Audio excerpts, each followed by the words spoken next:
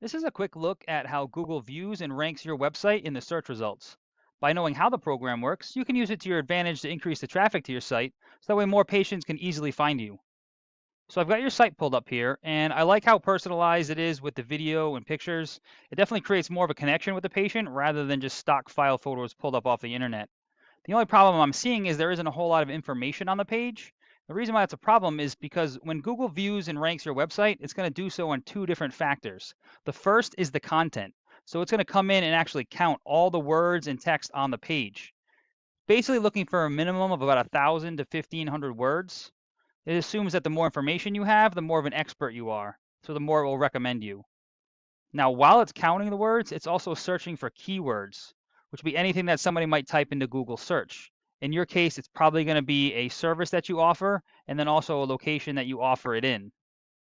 Now, this is where the number of words on the page particularly comes into play, because you're only allowed to have one of those keywords for every 100 to 150 words of text. The second way that Google is going to rank your website is based on its authority, which is basically a popularity contest.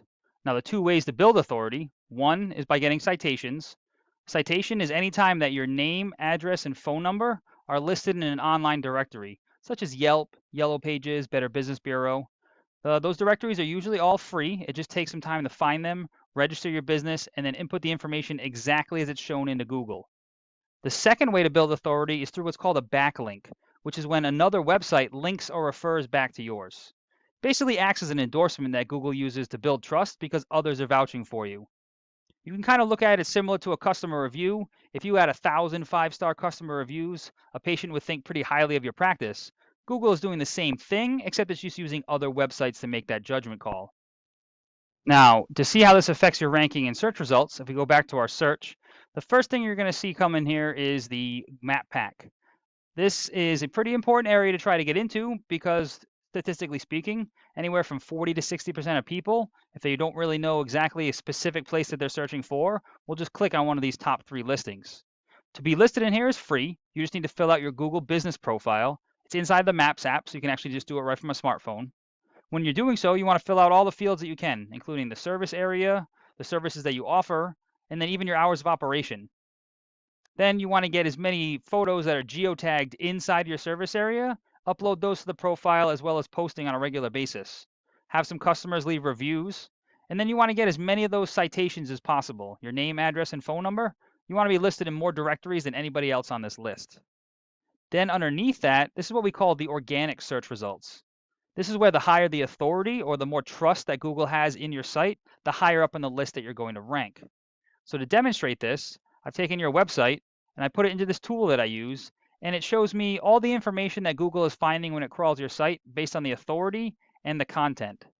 Now, just to briefly define these terms, if local Channel 12 News did an article on the top 10 best physical therapists in Rhode Island, and inside that article, the reader could click on a link and it would bring them back to your website, that would be considered one referring website or one referring domain.